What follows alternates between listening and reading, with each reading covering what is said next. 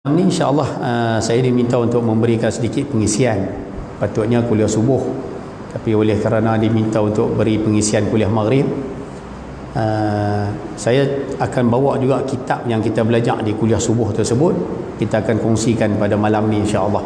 Nanti masuk kuliah subuh nanti kita akan teruskan kitab ni sahaja, insyaAllah. Yang mana kitab yang sedang kita pelajari di sini adalah kitab 40 hadis kelebihan ilmu dan ulama. 40 hadis kelebihan ilmu dan ulama, susunan Kiai Haji Muhammad Syukri bin Unus Al-Banjari. Kiai Haji Muhammad Syukri bin Unus Al-Banjari, seorang ulama yang masih lagi hidup sekarang ni, masih lagi menabur bakti, mendidik umat di Banjarmasin, Indonesia, masih lagi.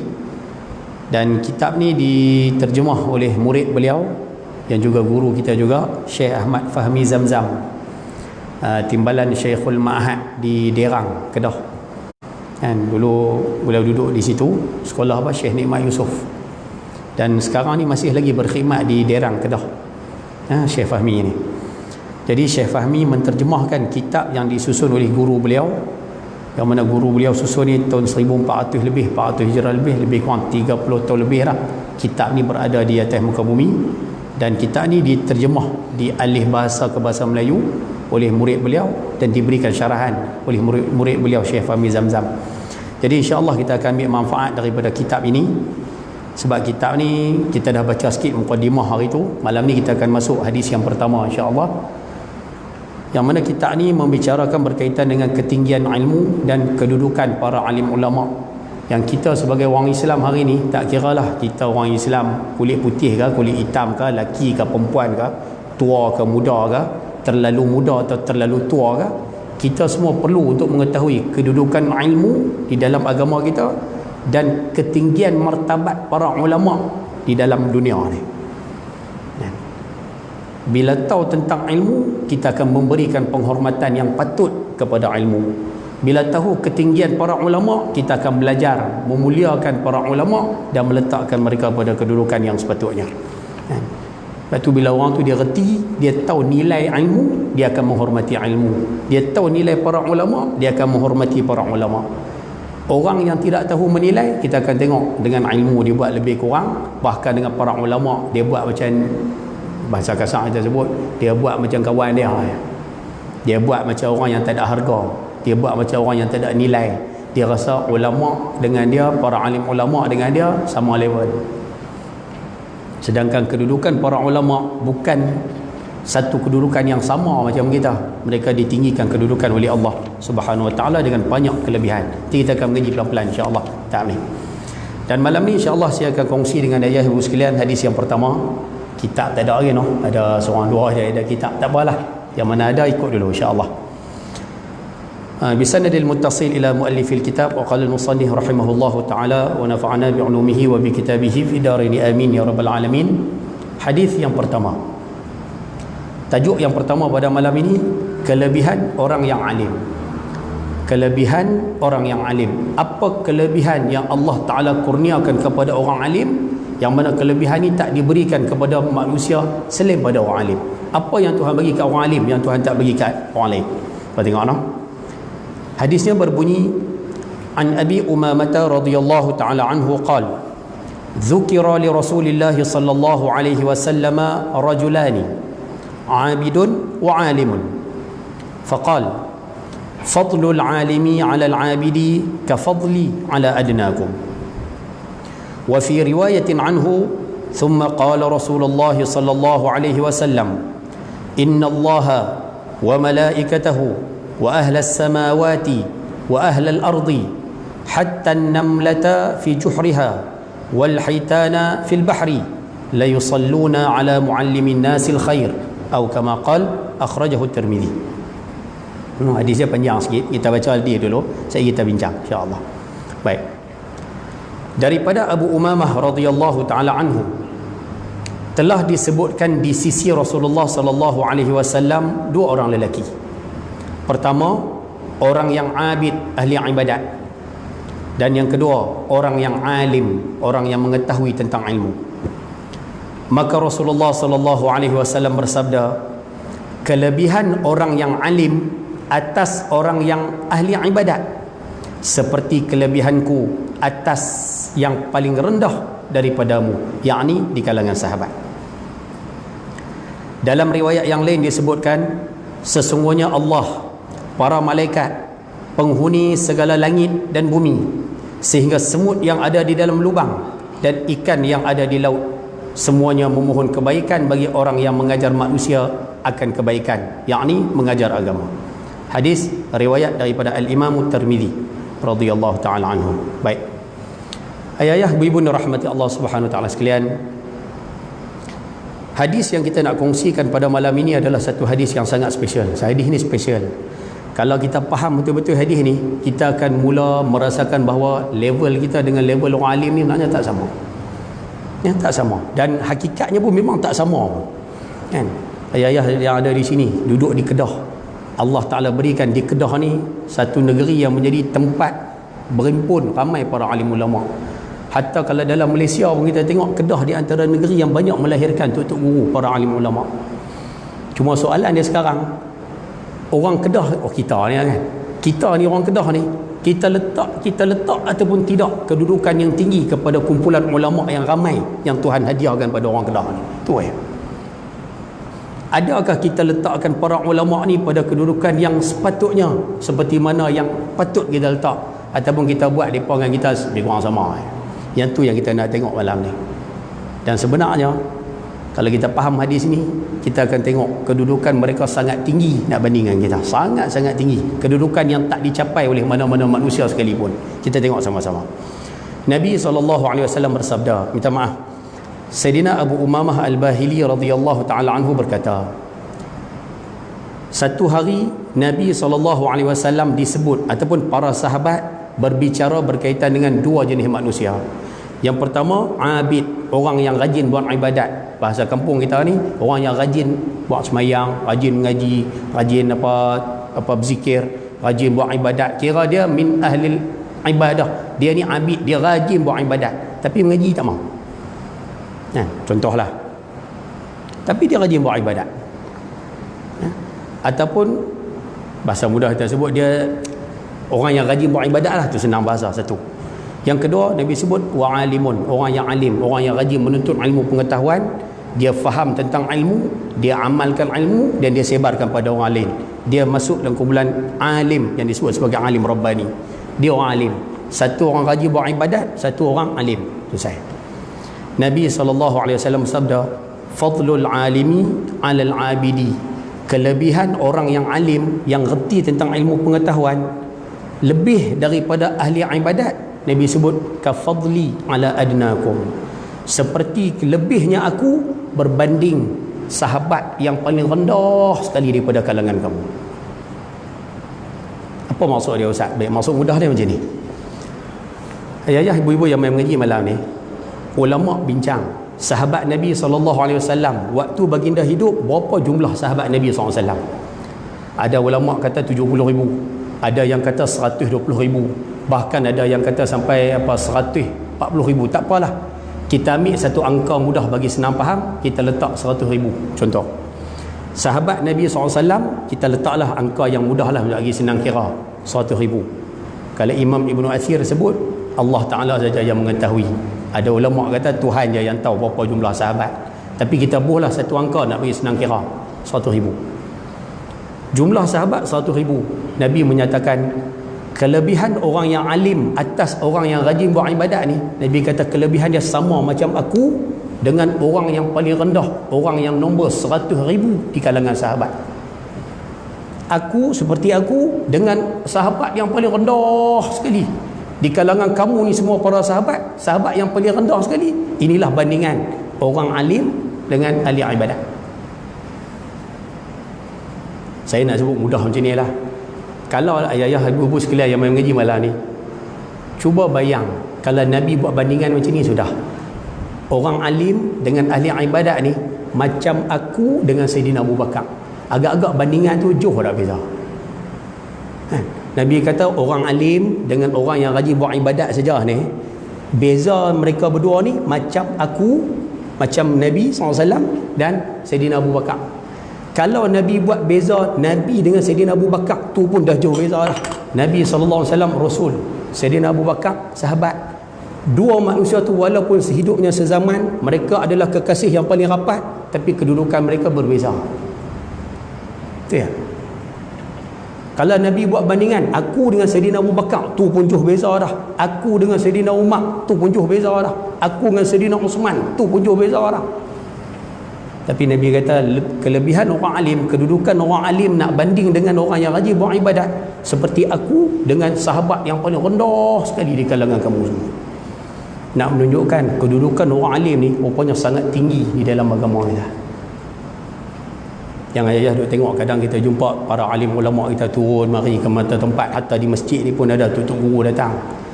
Rupanya mereka memiliki kedudukan yang sangat istimewa yang kita semua tak dapat. Tak dapat.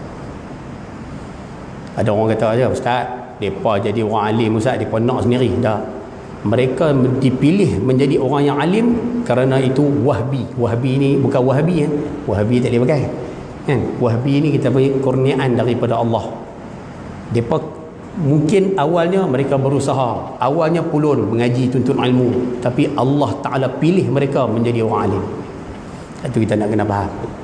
Pasal orang alim ni dia pilihan Tuhan. Orang yang nak jadi pewaris Nabi SAW, orang yang nak menjunjung apa pusaka yang paling berat sekali, orang yang nak menjunjung warisan para Nabi dan Rasul. Orang ni Allah Ta'ala pilih jadikan mereka ulama. Bukannya jadi sendiri, Allah Ta'ala yang pilih. Sebab itu bila Allah Ta'ala pilih, mereka memiliki kedudukan yang sangat istimewa. Tak ada orang boleh tanding kedudukan mereka. Sebab tu kita kena faham. Sebab tu kalau mari para alim ulama, mari tuan-tuan guru, sebab tu kita ni kena reti cara nak kita panggil, kalau orang putih panggil apa, entertain. Apa tahu bahasa kampung saya panggil entertain. Kita panggil apa lah, macam cara nak menguruskan mereka lah. Mereka main nak macam mana cara nak layan, macam mana cara nak uruskan kehendak mereka, apa yang mereka nak, apa yang mereka tak berkenan. Kena reti tu, kena tahu tu. Dia bukan boleh mencodong belah ikut dan. Kadang tok guru tu mari, dia boleh ke? Oh, Ustaz, lama pipi tepuk bu Allah tu pula. Kan? Walaupun betul umur sama, belum mungkin betul sekampung dulu. Tetapi oleh kerana kedudukannya agak berbeza sekarang, patutnya kita kena tahu macam mana cara nak bermuamalah dengan mereka. Tahu cara macam mana nak berurusan dengan mereka. Bukan boleh mencodong belah ikut dan. Faham kan saya duduk cerita? Nampak macam tak setuju, nampak kaya. Boleh dapat kaedah. Sebab tu kena tahu kan, kena tahu benda-benda macam ni. Sebab kedudukan mereka sangat istimewa nak dibandingkan dengan orang lain. Nabi kata kafadli ala adnakum, seperti kedudukan aku, kata Nabi, berbanding dengan kedudukan sahabat yang paling rendah sekali. Kan? Kalau tengok syarahan hadis ni, Al-Imam Mulla Ali Al-Qari, ini seorang ulama yang masa hidupnya ada sedikit kontroversi, tetapi beliau seorang yang sangat alim. Waktu meninggal dunia, beliau disemayangkan, tak silap saya meninggal dunia di Ma'la, di Mekah, dikebumikan di perkuburan Ma'la di Mekah Al-Mukarramah. Masa tu Al-Azhar menghimpunkan ulama-ulama Azhar solat jenazah ghaib kepada beliau. Hampir 4,000 orang para ulama Azhar turun semayang jenazah ghaib di Masjid Al-Azhar. Untuk siapa? Untuk Al-Imam Mulla Ali Al-Qari. Makamnya di Ma'la di Mekah Al-Mukarramah. Al-Imam Mulla Ali Qari waktu bahas hadis ni, waktu syarahkan hadis ni, beliau mengatakan gambaran ini, gambaran Nabi sebut bandingan aku dengan sahabat paling rendah, nak tunjuk kata mubalarah, nak tunjuk kata kedudukan para alim ulama ni memang tersangat-sangat tinggi, sangat-sangat tinggi, tak ada tandingan. Lepas tu Nabi buat bandingan Nabi sendiri. Nabi tak buat bandingan dengan benda lain, Nabi buat bandingan ulama dengan Nabi sendiri, nak menunjukkan sangat-sangat tinggi ala sabilil mubalarah.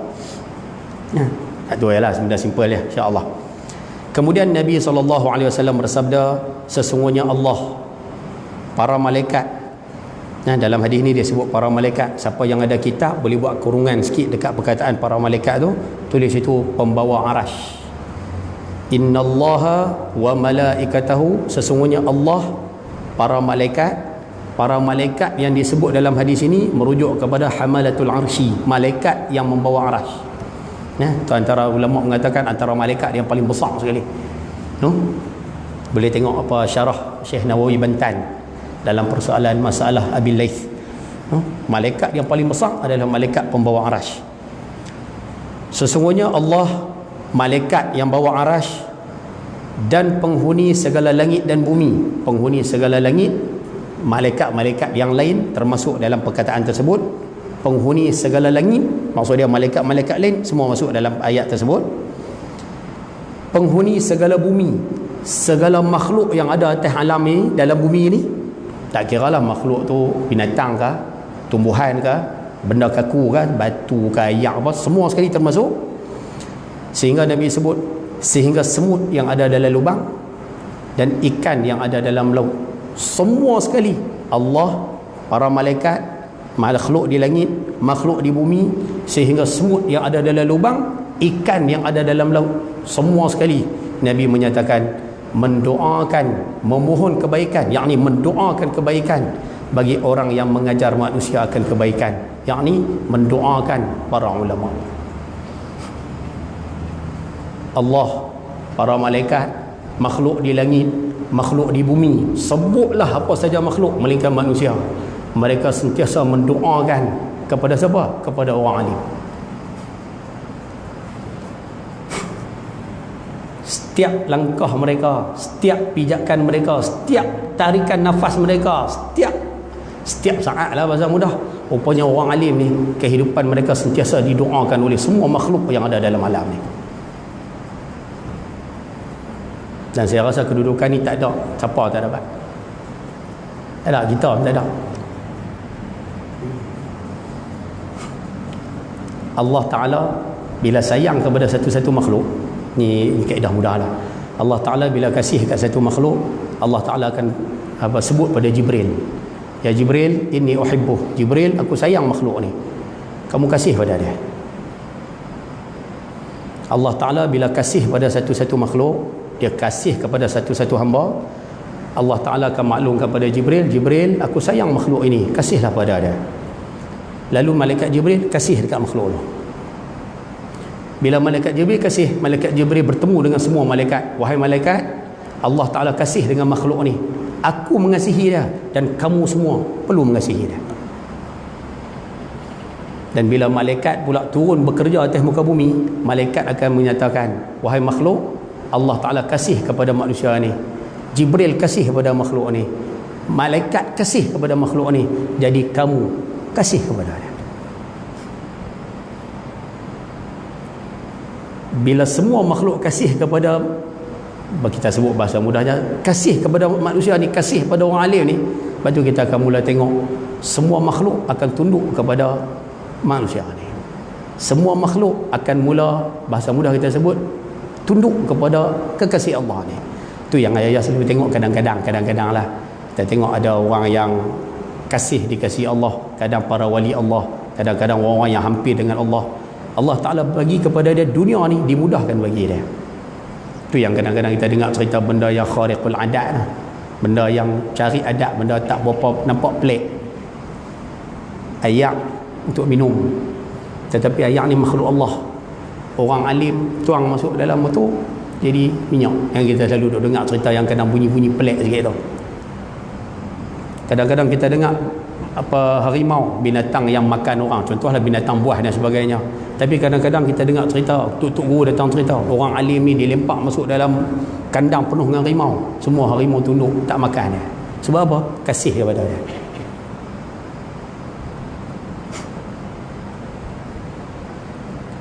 Awak yang senyap. Dia ada contoh lah, nak buat contoh yang selalu kita dengar. Kadang-kadang Allah Ta'ala beri kepada orang perkara yang seumpama kita sebut karamah kepada dia. Antara sebab dia kerana dia kasih kepada Allah, makhluk lain kasih kepada dia. Dan rupa-rupanya orang alim Allah Ta'ala bagi kedudukan tu, makhluk lain semua kasih kepada dia. Lepas tu sebab tu kalau bahasa ni kasar lah. Sebab tu kalau kita duk berlawan dengan orang alim, kita duk lawan dengan para ulama, maknanya kita duk lawan dengan semua makhluk. Kita sebenarnya mengisytiharkan perang kepada semua makhluk, kerana semua makhluk kasih kepada dia. Sebab tu kena jaga sungguh-sungguh. Sebab tu ditambah dengan live pula ni. Sebab tu mana-mana orang alim ada atas muka bumi, sebab tu kalau boleh jangan bermusuh dengan mereka. Saya duk sebut dalam kuliah lalu petang-petang macam tu lah. Kita duk sebut, kita kalau tak berkenan dengan orang alim senyap tu dah. Lalu saya duk cakap tu lah, cakap bahasa mudah untuk orang muda. Kita kalau tak berkenan dengan mana-mana orang alim, tak berkenan dengan mana-mana para ulama dan sebagainya, tak berkenan senyap tu dah. Kasar sikit bahasa, jangan mulut tu capui. Tu kasar sikit punya. Jangan capui mulut. Duduk tu condemn, duduk ni kata, duduk ni kata, tak boleh pakai, lebih kurang kita. Mulut tu jaga. Kerana orang alim ni dia bisa. Luhumul ulama masmum. Daging orang alim ni dia beracun. Bukan maksud daging dia beracun. Ibnu Asakir mengatakan daging orang alim ni beracun. Kita bila mengumpat orang, kita seumpama makan daging orang. Ni semua orang tahu belakang. Ayuhibbu an ya'kula lahma akhihi maitan fakarihtumu. Kita mengumpat orang, kita seumpama makan daging orang. Kita mengumpat para ulama, kita seumpama makan daging alim ulama. Dan daging alim ulama ni dia beracun. Jadi mudarat dia cepat kena dia kata. Memang cepat. Sebab tu orang yang melawan dengan para ulama, lawan dengan orang alim, bermusuh dengan orang alim, kalau kita tengok kehidupan mereka tak jadi. Pasal apa? Dia kena bisa. Kau tengok, dia tak jadi, dia jadi merapu dana tak tentu halal. Dan ni boleh tengok lah. Tengok bukan suruh kutuk, tengok bi'ainil i'tibar, tengok ambil pengajaran. Dia jadi merapu tak tentu halal. Lepas tu kita kalau tak berkenan macam mana pun senyap sudah. Tak berkenan senyap sudah. Tu yang saya duduk beletak kat budak-budak tu. Saya kata kadang main kuliah, kadang-kadang kita tak berkenan dengan satu tok guru tu. Sebab apa? Boleh jadi penyampaian dia slow. Dia baca kawan 80 lah, tapi alim semua ngajak baca slow. Kita tak boleh pergi cara macam tu, tak mungkin, kita tak sesuai dengan kita, tak kena dengan cara kita, tak berkenan, tak apa. Bulan depan tok guru tu mari mengaji, kita tak usah datang. Nak buat je dah. Bukan kita tak mau, tapi kita tak boleh dapat cara dia. Kalau kita duduk dalam majlis pun, paling tidak kita menyakitkan dia. Kita nak mengaji, tapi bila tengok dia baca bismillah je, kita mungkin nak lena. Contoh. Dia pula duduk tengok kita lena tu. Dia tak kata apalah. Tok guru tu tak kata apa. Para orang alim tu tak kata apa. Tapi perbuatan kita tu paling tidak menyakitkan dia. Dah kita tak boleh. Bulan depan dia mari mengajak, tak payah mai. Bukan menyakitkan dia, tapi paling tidak kita tak nak menyakitkan dia. Habis tu ustaz dia marah mengajak saya, tak faham senyap tu dah. Jangan pergi duduk kedai tom yam, duduk komplain duduk belakang, apa mengajak betul tak kena langsung. Katalah sikit kat popok tu dah meroyan lah ni, contoh. Katalah sikit kat siapa-siapa, kena lah sikit susmat. Dah tu cara dia. Dan kita perlu beradab dengan orang-orang yang seumpama ni. Saya mereka sangat bisa. Kita tahu nak cerita lebih-lebih tak pandai. Cuma yang saya boleh sebut, mereka bisa, sangat bisa. Ya, kalau buka kitab Ta'lim Muta'allim sudah, buka kitab simple je, kitab nipih. Kitab Ta'lim Muta'allim Al-Imam Zarnuji atau Zurnuji. Imam Zurnuji sebut, siapa-siapa yang suka memuliakan orang alim. Maksud dia kalau ada orang alim dia muliakan, dia ra'i. Kalau kata mari dia sambut. Kadang-kadang dia bahasa kampung kita dia layan lah, dia entertain orang alim ni. Siapa-siapa yang mempunyai sikap yang seumpama tu, Imam Zunuji mengatakan mudah-mudahan, ni bahasa mudah, Allah Ta'ala akan berikan anak dia jadi orang alim, insya-Allah. Anak dia jadi orang alim. Kalau anak dia ta'alim, cucu dia jadi orang alim. Disebut dalam Ta'lim Muta'allim. Ada kalam daripada guru-guru sebelum tu. Anak dia akan jadi orang alim. Kalau anak ta'alim, insya-Allah cucu jadi orang alim. Tu kena faham kaedah tu. Faham terbalik dia sekat. Faham terbalik dia. Siapa-siapa yang bermusuh dengan orang alim, membenci orang alim, buat tak peduli, bahkan menentang orang alim, contohlah berlawan dengan para ulama, tu tak kena, ni tak kena, tu tak betul, ni tak betul, dia seorang betul, contohlah. Takut-takut permusuhan kita dengan alim tu, Allah Ta'ala jadikan keturunan kita tidak ada yang jadi alim. Yang tu yang kita takut. Yang tu kita takut. Kita lawan ikut sedap ya. Takut-takut Allah Ta'ala tarik nikmat anak kita, cucu kita, tak ada seorang terpilih untuk menanggung agama Tuhan, tak ada seorang dipilih untuk menjadi orang alim.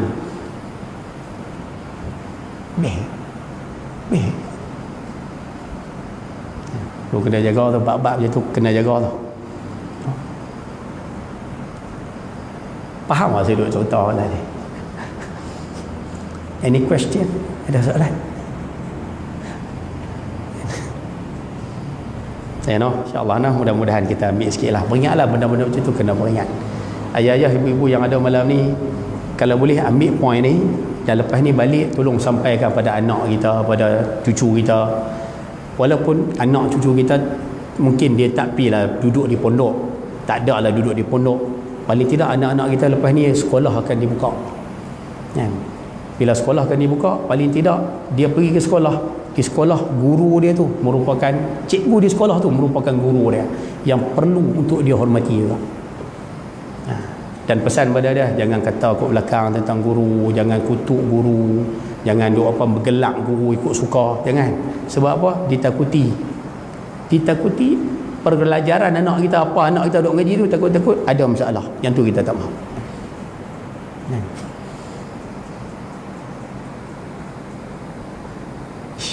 Faham ke saya duk cerita ni sekarang? No, kena jaga tu, benda-benda tu kena jaga. No, insya-Allah. Tak apalah, pelan-pelan. Sama-sama apa betul. No, insya-Allah. Baik. Cuba tengok sikitlah satu perenggan ni. Cuba tengok sikit keterangan daripada Syekh Ahmad Fahmi Zamzam. Syekh Fahmi ulas hadis ni pada kita, kita tengok sikit apa gambaran hadis ini. Baik. Keterangan. Sangat tinggi martabat orang yang alim itu apabila dibandingkan dengan martabat orang abid yang tidak alim. Sangat tinggi kedudukan orang alim kalau nak banding dengan ahli ibadat tapi tak alim, tak ngaji, tak apa. Kan? Ada agak orang yang rajin buat ibadat, ngaji tak mau. Kan? Ni saya buat contoh simple lah. Baru ni ada orang tanya, lah kan musim PKP. Waktu kita hari tu Jumaat pun tak ada, apa pun tak ada kan. Ada agak duk main duduk sembang. Apa Ustaz? Jumaat pun tak ada. Apa Ustaz? Apa nak jadi? Jumaat pun tak ada. Kerajaan apa? Jumaat pun tak ada. Lah. Kan? Padahal bahasa mudah macam ni lah. Padahal ni minta maaf ni tambah sekarang ni. Sekarang ni mungkin nak semayang, nak main semayang kena tulis nama. Kena pakai mask. Kena apa tulis apa, kena buh hand sanitizer apa semua. Dalam keadaan macam ni pun minta maaf Sungai Limau tak ada, tapi tempat lain ada kot. Kan? Ada juga main ni apa-apa tulis-tulis apa ni, main rumah Tuhan pun kena tulis ya. Kan? Main rumah Tuhan pun kena sokok lah. Ni apa ni main semayang duk juh apa ni, dia tu bahasa mudah. Dia nak jadi ahli ibadat tapi tak erti. Tak erti. Padahal kalau kita sebut dalam bahasa mudah, dia tulis nama tu dapat pahala. Dia buh hand sanitizer tu dapat pahala. Dia main duduk semayang Ustaz boleh pahala. Hari tu Ustaz musim PKP tak berjalan mana, tak berjalan mana tu duduk di rumah, kalau dia reti dapat pahala. 3 bulan duduk di rumah tu boleh pahala. Pahala main kat mana Ustaz? Dalam Quran Allah Ta'ala sebut clear ayat tu semua, bakal mengapai belakang. Kan Allah Ta'ala sebut ati'ullah, ta'alah pada Allah. Wa ati'ur rasul, ta'alah pada rasul. Wa ulil amri minkum, dan ta'alah pemimpin di kalangan kamu, selama mana pemimpin itu tak bercanggah dengan Allah, tak bercanggah dengan rasul. Ayat tu semua mengapai belakang. Banyak dalil-dalil lain, kita ambil satu sudah, ringkas masa. Poin yang kita nak sebut, apa yang Allah Ta'ala suruh kalau kita buat, Allah Ta'ala beri ganjaran. Itu semua orang faham belakang, kaedah mudah lah. Kita taat perintah Allah, dapat ganjaran. Kita lawan perintah Allah, Allah Ta'ala balas dengan iqab, siksaan. Semua orang tahu belakang benda tu. Taat perintah Rasul, ada pahalanya. Lawan perintah Rasul, balasannya buruk. Semua orang tahu kaedah. Taat kepada pemerintah, taat kepada arahan pemerintah yang tak bercanggah dengan hukum, ada pahala? Dah. Lawan arahan pemerintah yang mana arahan tersebut tak bercanggah dengan hukum, besar. Kalau arahan tu arahan yang putus lah. Kalau lawan, minta maaf, taat arahan pemerintah, ada ganjaran pahala. Lawan arahan pemerintah yang tak bercanggah dengan hukum, sama juga besar. Lepas tu masa mengaji tu kadang orang bahas hukum tu terfilat merah kan, kita duk belah terfilat tu dosa. Dosa. Seorang tak setuju nampak ke? Dah lagi nak kalau nak bicara dari sudut hukum lah, belah traffic light tu dosa. Kalau orang tanya ustaz, hukum traffic light mana ada dalam Quran ustaz? Hukum traffic light merah kena berhenti mana ada dalam hadis ustaz? Betul. Hukum traffic light merah kena berhenti tu, hukum hijau baru jalan tu, hukum tu tak ada dalam Quran, tak ada dalam hadis, tapi dia terpayung di bawah hukum wa ulil amri minkum yang saya sebut tadi tu. Arahan pemerintah menetapkan merah berhenti, hijau jalan.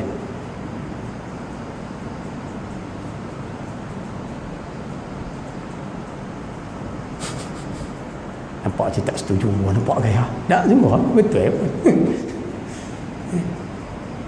Sama macam isu sekarang PKP, kita duduk dalam keadaan macam ni, maknanya ikut arahan pemerintah yang tak bercanggah dengan hukum ada ganjaran. Sebab itu orang yang reti selesai masalah, orang yang faham selesai masalah, orang yang rajin melakukan ketaatan, ahli ibadat, kemudian dia alim, dia reti, selesai masalah.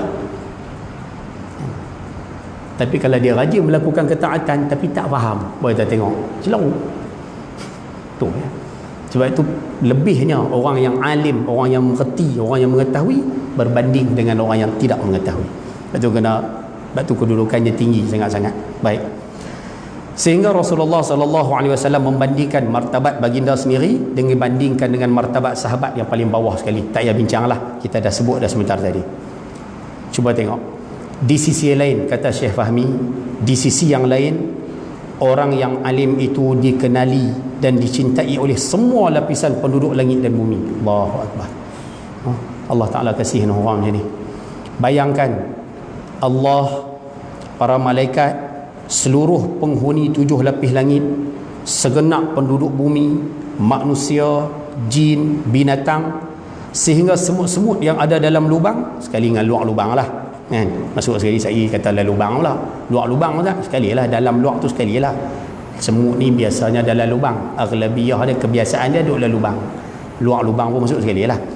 Semut yang ada di dalam lubang dan ikan-ikan yang ada di dalam laut, semua itu mencintai dan mendoakan orang yang alim supaya sentiasa mendapat kebaikan dalam segenap kelakuannya. Allahu Akbar.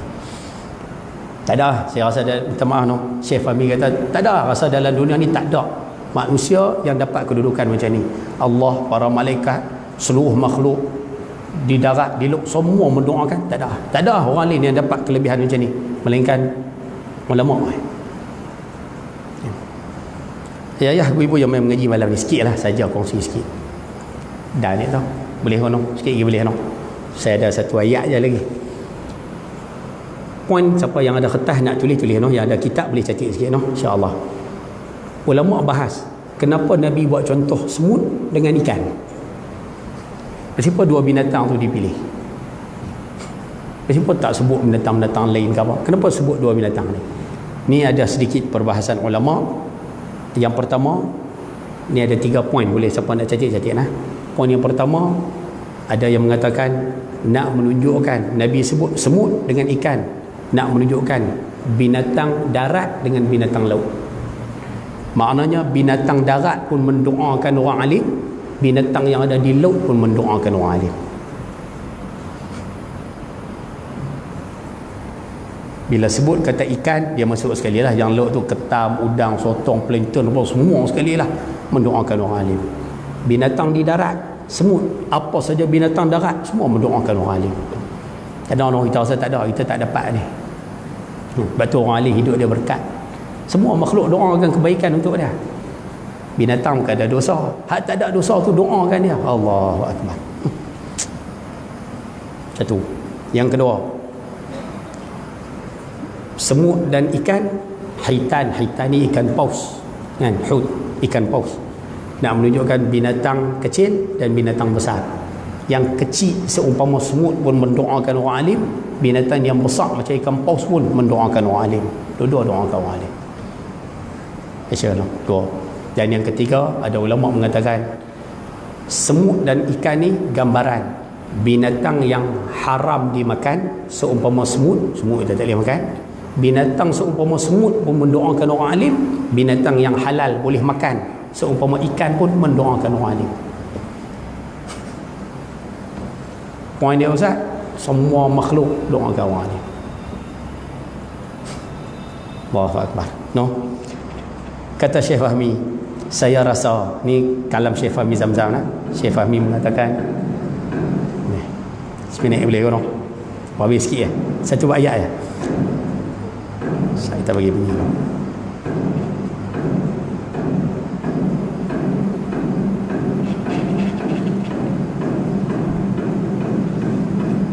Okey. Okey.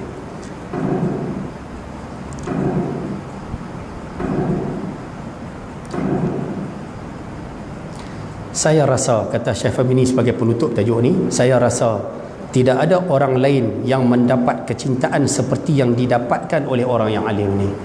Kata Syekh Fahmi, pandangan Syekh Fahmi, tak ada orang lain yang dapat kedudukan special macam ni melainkan orang alim sahaja.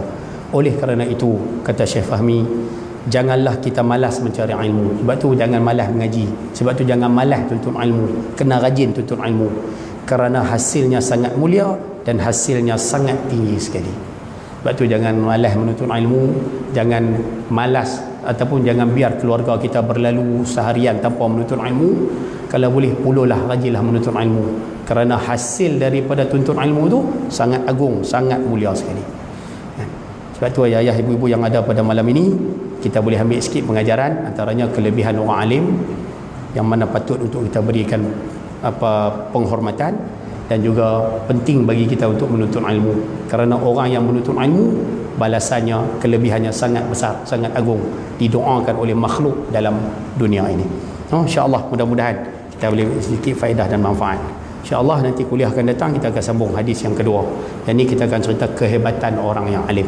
InsyaAllah. Jadi saya rasa cukup sekadar itu untuk malam ni. Apa yang baik daripada Allah Subhanahu Wa Taala, yang buruk kelaman diri sendiri. Mohon maaf terkasar bahasa, tersalah kata, dan mohon maaf tak sempat nak bagi ruang tanya soalan. Nanti habis PKP kita panjang sikit, kita boleh tanya soalan insya-Allah. Sekian, wabillahi taufiq wal hidayah. Assalamualaikum warahmatullahi wabarakatuh. Bismillahirrahmanirrahim. Alhamdulillahirabbil alamin wassalatu wassalamu ala asyrafil anbiya wal mursalin wa ala alihi wa sahbihi ajma'in.